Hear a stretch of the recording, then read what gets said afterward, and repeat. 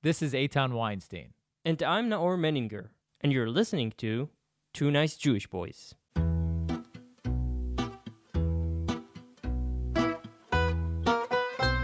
This podcast is sponsored by The Forward. Stay up to date with unlimited access to news, culture, and opinion, all through a Jewish lens. And for our listeners, for 2NJB listeners, get 6 months of The Forward for only $10. That's 67% off. An exclusive subscription offer for our listeners, forward.com/2NJB, and get 6 months for $10. Also in collaboration with Arutz Sheva, IsraelNationalNews.com.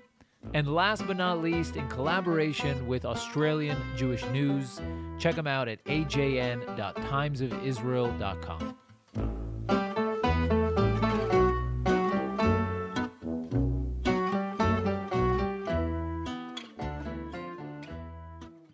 What makes up the DNA of a nation?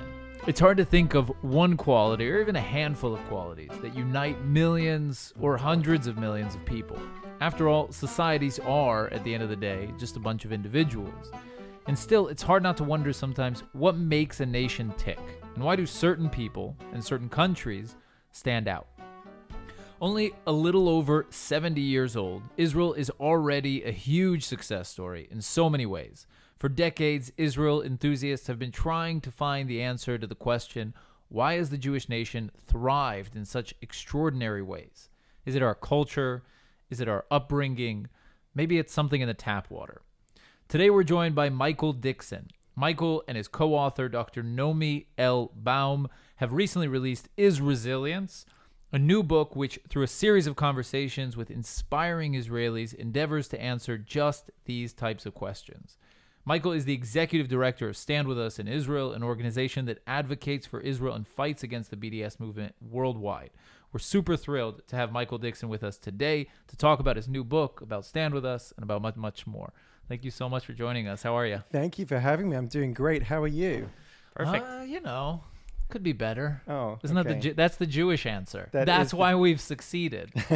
That's not actually the analysis of the book. Oh, no. I just want to make that clear for all It's the not listeners. because we're never satisfied. Well, that's interesting. I think now I feel a sequel coming on, but that's not the focus of this one. Okay. So tell us, why did, out of all the qualities, resilience get the honor of being on the title? Well, it's become incredibly timely because of this global situation that we're going through right now.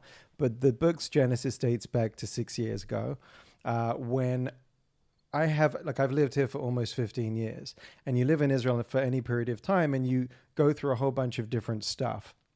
And the stuff that you go through can be incredibly challenging. And we see Israelis face off against terror attacks and wars and crazy political situations, crazy geopolitical situations, rockets stabbing intifadas. 3 elections. Three elections in the last year. There have been more elections in the last few years. So we have a lot to kind of face down. And yet you see in Israelis, there's a steel in their spirit. There's a metal that's waiting to be tested. It's kind of almost in their DNA. They just pick up and come back up again. I mean, I remember when I lived back in the UK, and it was the horrific days of the Second Intifada. And every day you kind of brace yourself to watch the news because you would see terrible things happening on the streets of Israel. And yet, almost immediately after a terror attack, Israelis picked themselves up and went on with their lives. Now, that's actually not a national characteristic that every single nation has. So I thought was my theory, that there is something specifically resilient about Israelis, and I went out to test that theory. And one of the people that I met was in the Resilience Center of the Israeli Center for Psychotrauma in Jerusalem, and that was Dr. Naomi Baum, who I found so fascinating that I asked her to join me in this journey. And the journey was to go north to south, east to west, and find people from all different backgrounds and inspiring people, some of them well-known, some of them not well-known, but to understand what was resilient about them and what they went through and how they bounced back, or as a noted family therapist mentions, the term bouncing forward. And actually that's one that I love. So here's what bothers me with the premise of the book, right off the bat. Come on, give it to me. When I think about all the things you said, I think about many nations that can apply for these terms, like Germans, Italians, British, Americans, Russians, French, they all went through some really hard times and made it and rose from the ashes. So, But those not are the some Swiss. pretty great nations, though. I mean, be it bad or good, they're still pretty great. yeah, There's still like 180 or so that you didn't name, that no one remembers. true. But still, it's like, it seems like those are things that not just us. Yeah. There are many. So you hit the nail on the head in that resilience clearly is not a specifically Israeli trait. I guess what we're looking at in the book are what are the key factors that make Israelis resilient, and what can the world learn. The subtitle of the book is What Israelis Can Teach the World, right? Mm-hmm. So what can people around the world learn from Israeli resilience? My co-author is a pioneer in the field of resilience, and she's gone all around the world and taught these techniques to other nations. So all of those nations, I'm sure you mentioned, all have their own adversity and face it down in their own certain way. And I'm sure much of it is to be applauded. But there are certain things that are specific to Israel that can be taught in other places. And by the way, it doesn't have to be a parallel situation. So Naomi, for instance, was in Biloxi, Mississippi after Hurricane Katrina. And she took things that she learned from the Israeli response to the Second Intifada and all the bombings and applied it to the victims of that tragedy, helping them build their resilience. And the whole point is that resilience, people are born with more or less resilience. Resilience is defined by how good looking you are, how intelligent you are, how your situation, what you're born to, your family situation. None of those things we can change. That's just how it is. However, you can build resilience and you can become more resilient. And that's what we're looking at. So can you elaborate a little bit about the Mississippi story? Sure. So, the things that happen here can be applied to other places. So whilst they weren't facing bus bombings, they weren't dealing with the aftermath of a human-made terror attack. They were dealing with destruction. Houses destroyed, lives destroyed. And how do you then bounce back from that? Well, there are very real ways to teach people to become more resilient. There are very real skills we can learn. And the keys that we identify to resilience in the book, there are 3 keys to Isresilience, as we call it. And they are empathy, flexibility, and meaning making. Empathy means, Israelis are very open with their feelings. They let you know how they feel. Are they happy? Are they sad? Are they angry with you? Normally the latter two. And so they live their feelings, they emote. Empathic people are very much in tune with their feelings. When you go through a tragedy, you might think that you need to kind of compartmentalize it and put it to one side in order to move forward and get over it. What we're saying is actually not. You need to live it. You need to understand it. One of those experiences that underline empathy is Yom HaZikaron, Israeli Remembrance Day for fallen Israeli soldiers and victims of terrorism here in Israel. On that day, you'll see Israelis incredibly open with their emotions. Raw. It's raw. You see them crying. You see them emoting. Everybody feels it. And so we're saying that's a good thing, and that actually helps you bounce forward. Secondly, flexibility. You'll be going down one path, and invariably, at some point, there'll be a stumbling block. How do you then pivot? I've never heard the word pivot mentioned so much as in this global pandemic, but pivot is the word. How do you then change your entire modus operandi of where you were going and what you were doing and move in a different direction? Your ability to do that, how flexible you are and able to be, is how resilient you'll be. And finally, meaning making. How can you make meaning of a tragedy? How can you focus on a goal that helps you get through that kind of post-traumatic experience? And that's something, these 3 keys are the things that we found to various or lesser degrees in the people that we interviewed in the book. And they, we believe, are skills that people can learn wherever they are around the world from Israelis. I wonder if you mentioned Yom HaZikaron. I can't imagine, in the States, they also have Memorial Day, right? But no one really feels it as much as they do here. And I wonder if it has to do somewhat with the size of the country. I can't imagine that if Israel was hundreds of millions of people and you hardly knew anybody that was in the military, that Memorial Day would mean anything. Maybe we would start barbecuing for Memorial Day as well. Maybe. I think there's a point there. And the point is that when men and women serve in the army here, they are basically protecting their families.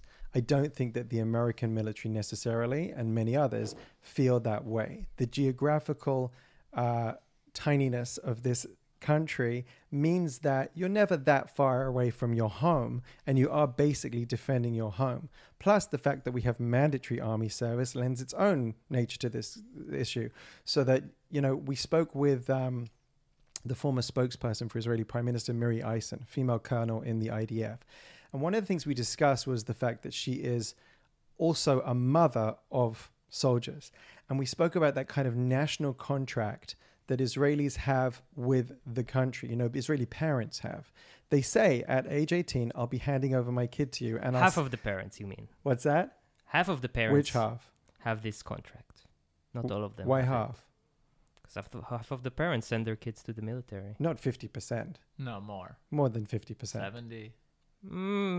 Israeli parents, not Jewish. Yeah, Israeli parents. Israeli parents. I think it's probably nearer to the 75th percentile. But nevertheless, yes. The idea that you have this sense that your kids are going to be then serving, there's something in that kind of makes things like Yom HaZikaron much more, it hits home that much more. Mm-hmm.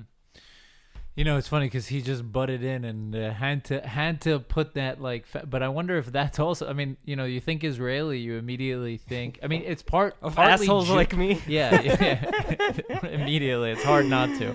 No, but it's obviously connected also to the Jewish culture, right? The arguing and we have that tradition of the Talmud and the yes. The discourse, but especially with Israelis.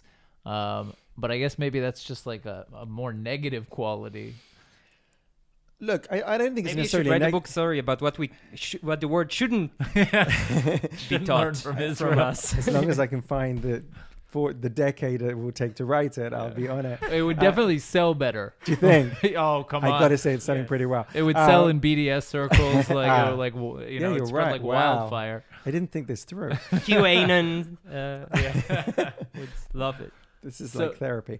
So do you think that the arguing is it's almost like the not to be a friar, right? That's like the many olim, you ask them what's the most quintessential Israeli thing, it's right. Not to be a friar. When you described just now the parents who said, the first thing I thought of is files. They're files. Yeah, I think, look, the Israeli national characteristic, we outline it in the opening of the book, the sabra, right? Why the sabra, prickly on the outside, soft in the inside. It's a stereotype, all national shorthands are stereotypes, but it's true.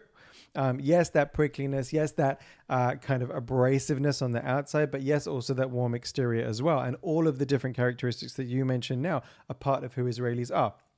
All of those lend themselves to the national character in some way. And we saw that with all these people. You mentioned Jewish. Well, not all the people in the book are Jewish, but there is something definitely in the Jewish experience, because a lot of the people that we spoke to had trauma as a result of their Jewishness. You can talk about Rabbi Lau, who went through the Holocaust. You can talk about Shula Mullah and her husband, who walked through the Sudan in order to get here.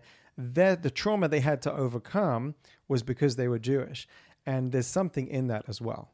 So tell us a bit about some of these stories. Tell us about Shula Mullah, for example. Yeah, so Shula and her husband Asher, actually, it was we outline the keys to resilience in the book, and then we have 14 different chapters where we profile people who we met with.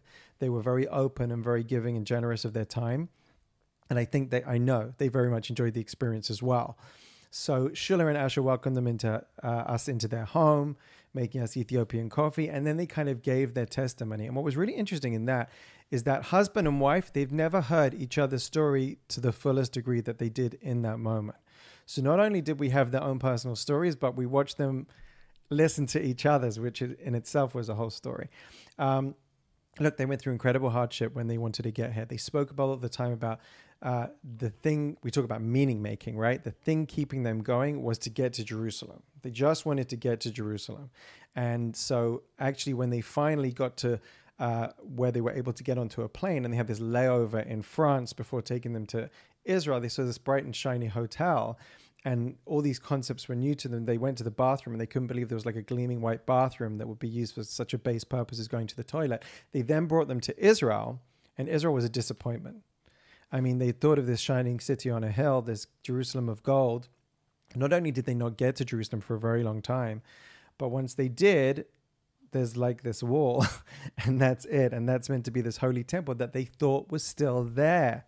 No one had told them that it got destroyed. Spoiler alert, it got destroyed twice. So, this was a real issue for them. And so they talk about the fact of what kept them going, and members of their family and members of their friends died on the journey and got ill on the journey. And when they came here, a young Shula actually found herself as a caregiver to her family who'd really suffered through the whole process. But also then that disappointment of you'd had this expectation and you gave everything in order to get to it, and then what happens next? And they made a very fulfilling life here with great careers and great family, and they served in the army, and they tell us their story. And it's a really interesting concept, because it's not just the journey, it's about when you get there and it doesn't meet your expectations, how do you then cope? But how did you choose the protagonists? That's a great question. So I see this book as a love letter to Israelis. Okay, sorry to be an emotional friar. I can see you looking at me now. It's okay.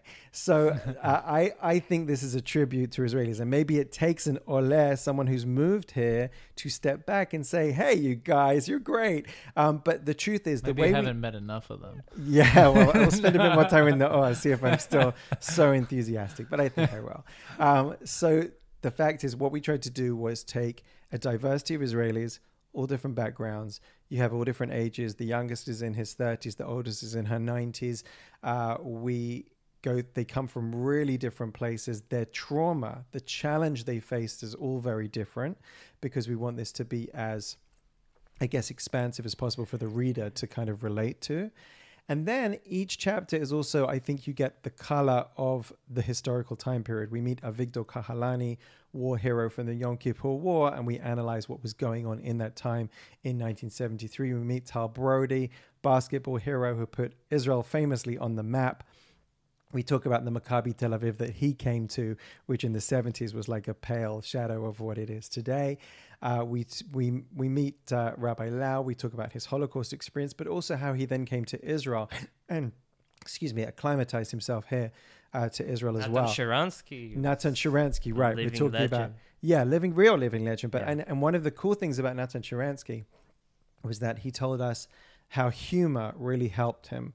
And that was actually a key element of all of the people that we met, having a sense of humor. So he would be in the gulag, right, on his own in solitary confinement in the worst possible situations, freezing conditions, and he would be telling jokes to the prison guards in order to, anti-Soviet jokes, not just jokes, in order to get them to laugh. Because if they would crack just slightly, even smile, it was like he won. So how did he keep himself going? And then when he gets to Israel, how does he perpetuate his story here? So it was a really amazing experience for us. Our oldest entrant in the book lives in Piki'in in the north of Israel. Her name is Margalit Zinati. She's the keeper of the flame, she is called. And she isn't Ashkenazi. She isn't Sephardi, Mizrahi. She's just Jewish, because she basically stayed in Israel. She's Israeli. She stayed in Israel, and she can trace back her family to the Second Temple period. And so she talks about the travails of all her family through the generations and how she's indigenous to this place and what that means to her. So incredibly fascinating stuff. Also unbearable tragedy. I'll be honest with you. We cried when we met a lot of these people, and they cried as well. Rabbi Lau, when talking about being a child survivor in Buchenwald, had tears in his eyes. I mean, I imagine he's told his story to people and audiences hundreds of times, and yet it's so real. It like lives with them right here. So we saw that in his eyes as he spoke to us. Gadi Yarkoni, the mayor of the Eshkol municipality area in the south, which borders with Gaza, was standing with two friends when one of the last rockets coming in from Gaza in Operation Protective Edge, killed his friends and blew his legs off. And he talks to us about sitting in shorts, post-operative, with like kind of a formal shirt and shorts. He's sitting in Geneva when he's giving testimony to the UN, who were berating Israel at the time. and he's making Israel's case. Israel at that time was actually disputing the UN review, the UN report, and wasn't giving official testimony. He made the effort to get there to Geneva to represent his country because he felt it was important to do. There's incredible determination in a lot of these people, and they had incredible stories to tell us. And I'll just mention one more, Dr. Amit Goffer, who was the successful CEO of an MRI company. And his kids won a raffle ticket. They won a prize, an ATV, right? A tractoron. He didn't want it. He had no use for that. So to make it up to them, he rented ATVs for the day. It proved to be fateful because the ATV hit a rock, turned over, and in that moment, he just knew something terrible had happened to him. He'd been made a quadriplegic. He talks to us about how he got through that terrible period of recuperation and recovery, and then how he turned his mind to a single focus. We talk about meaning making, and that was to create this rewalk system, this exoskeleton that helps paraplegics walk again. The ironic thing, he was a quadriplegic, and it doesn't help him walk again. Although he would later go to create this system called Up and Ride, which actually helps quadriplegics stand up, so at least they can have the dignity of being at eye level with the people they're meeting. So people who really turn their lives around, again, we don't talk about it as bouncing back, we say bouncing forward, because you're never quite the same as you were when you went through the experience. You're always challenged, you're always in a different place, but they managed to make meaning from these incredible adversities. So how was the book born? I mean, is there a story of resilience in you? Do you somehow relate to this? Did you find yourself at some point kind of bouncing forward out of, I don't know, tragedy or? So I never had, thank God, any personal tragedy that I think, I mean, I've undergone things like everyone has, right? Operations and things, you know, we've all had our personal issues. But that for me is the point. I think that everyone faces adversity and challenge every day. Now, little did I know that when this would be published, we'd be in the midst of the COVID-19 global pandemic, and everybody would feel like every day is like a battle and a struggle. And so many people do feel like that right now. And that actually has been borne out in the reception to the book, because I've been overwhelmed by the amount of people saying to me, wow, actually this gives me hope and inspiration because I'm going through something right now. And I'm able to look at the personalities, and either because I feel like what they faced was so much more, or because I'm taking life lessons from them, I actually is helping me in my everyday today. That for me is incredibly gratifying thing.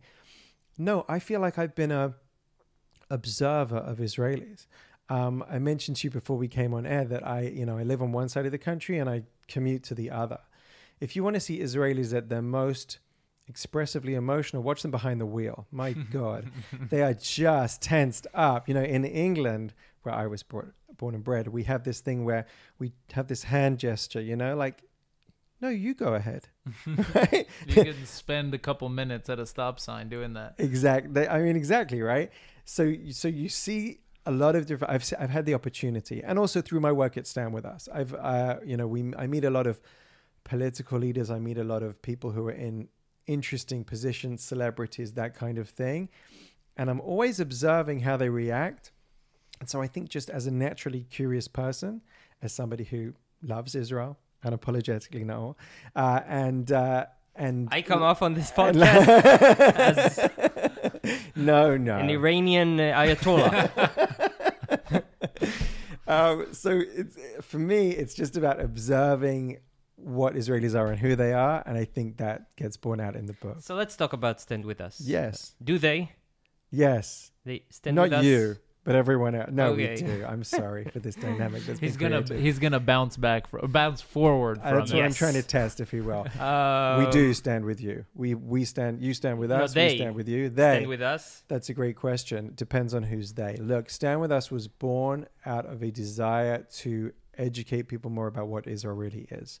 Actually, it came from tragedy, like a lot of the stories we tell. And actually, one of the stories we tell in the book is that of Sherry Mandel. Sherry Mandel lives in Tekoa, an American Olah. That's a settlement, I think, It right? is a settlement community, yeah. And she, her son was playing hooky from school one day, Kobe Mandel. He and his friend Yosef Ishran. And they never came back. They were found in a cave. They were brutally murdered in a horrific way. And it was a tragedy that kind of really shook people up, as it should, except that in a lot of newspapers in the West, and certainly in the Los Angeles Times, which is where Stand With Us was set up, it was almost like the victim was being blamed for his own murder. Well, he was a settler, so therefore, he had it coming to him or something awful. And so actually that was the straw that the death of those two boys, the murder of those two boys, I should say, was the straw that broke the camel's back for Stand With Us to be set up. We were set up in a living room of Roz and Jerry Rothstein, our founders in Los Angeles, together with Esther Renza, our president. And they brought a bunch of people together in a living room, much like we're sitting in now, and said, what is being done to counteract misinformation about Israel and to actually tell people the truth about Israel? And the answers they received from people all across the kind of Jewish community political spectrum were not good enough. And so they said, we got to do something. And so they started creating materials. They put a brochure about Israel, which they called Israel 101, on the seats of their local synagogue. And then they moved out to educate students because they felt that campus was the battleground where often Israel's reputational war is being fought. And lots of young people were turning around and saying, I actually don't know what to do when I'm given these kind of accusations that are being made. So they started making educational materials, grew out West Coast to East. This is 19 plus years ago. We've now grown out internationally. We're active on 5 continents. We have a huge social media reach, reaching millions of people all around the clock on all different social media platforms. We're running programs in the high school, for middle school, in the university campus. We have a pro bono network of attorneys who are there to assist predominantly campus students, but actually anyone who needs help fighting back against a BDS case where they're being persecuted because they're Israeli or just pro-Israel. We've built, I believe, a movement of people who are Jewish and not Jewish from a diversity of backgrounds who want to support Israel and want to educate people about Israel and also to fight back against anti-Semitism. And that's been an incredibly gratifying experience.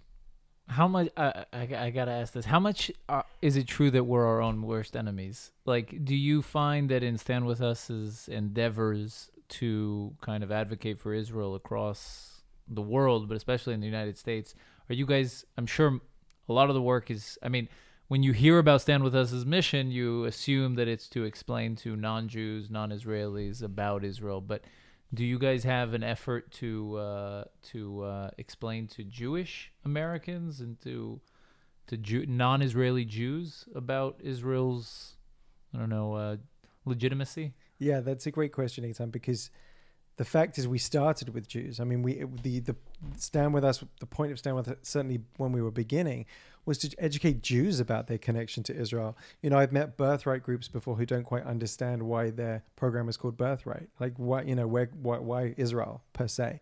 And that's incredibly important because if we're the people of the book, and if we're the people that like to, sit around at the Seder table and we say that every generation needs to tell that story to the next, if we can't express ourselves or we don't know our own story, then we're going to be in big trouble.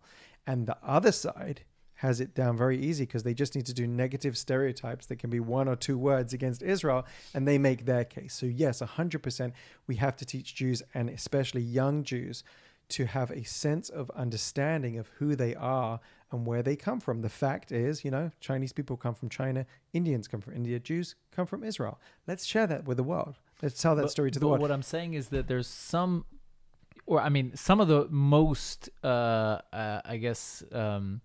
some of the most like lethal, quote unquote, organizations for us, for Israel, are Jewish organizations. Right. Unfortunately and ironically. So is there any kind of... What do you mean? I don't want to name names, but...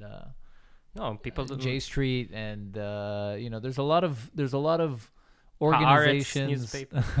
there's a lot of organizations that are Jewish organizations in the United States that it almost feels like they're battling against Israel. Yeah, look, I think that we are never saying that you can't criticize Israel, and we're never saying you can't have a healthy and robust debate about Israel, and Jews can be as self-critical as anyone else. When some people from like the opposing side from me, an anti-Israel crowd, they say, oh, well, you're saying you can never criticize Israel. I say to them, go to Israel, get in a cab and start talking to the driver. You want criticism of Israel? You'll get it straight away. So it's not about that. It's about just playing on a level playing field. So when you come to Israel, as somebody who doesn't know Israel, it's not a blank sheet of paper. chances are you'll be bogged down by negative media reports and a whole series of propaganda. And so that's already coloring your perception. So it's not like I'm meeting Israelis in Israel for the first time. It's like I've got this kind of propaganda perception of what Israel is. So I'm starting from sub-zero. I guess what we're saying is just judge us on the same playing field that you would judge anyone else. And you can have different political opinions about what the government of the day of Israel is doing. You know, Stand With Us has existed through different governments, left and right. But just judge us in a fair way. That's what we're saying. These are interesting times to be advocating for Israel and fighting the BDS, because on one hand, the fight against BDS gains so many points with the Abraham Accords, right? You see the Middle East is changing. We're gaining so much support from Arab countries. On the other hand... Isresilience is on sale in the United Arab Emirates as of yesterday. Yeah, it's in very Arabic? cool. Yeah, it's in English right now. Will there be in Arabic? Yeah, inshallah. Amazing. So that's the good news. But when you look, for example, at the United States and some very prominent groups inside the party that's going to control the United States in the upcoming years, it looks like we're fighting an uphill battle there. So how do you see that situation? I agree with you to an extent. I think that we are. I think that we just have to understand that there are entry points to anyone when it comes to Israel, if they're willing to give us a chance. And I've seen that throughout my career. One of the things we do here is we have a program for Israelis. My contention has always been that Israelis are the best ambassadors for Israel. The most important letter I in terms of public diplomacy in Israel isn't the I that you put at the beginning of the word Israel, it's the one at the end, Israeli. So we've always had Israelis welcome people from all over the world into Israel, and to show them Israel through their eyes. Because for me, it's not about the politics, it's about the people, it's about what Israel really represents.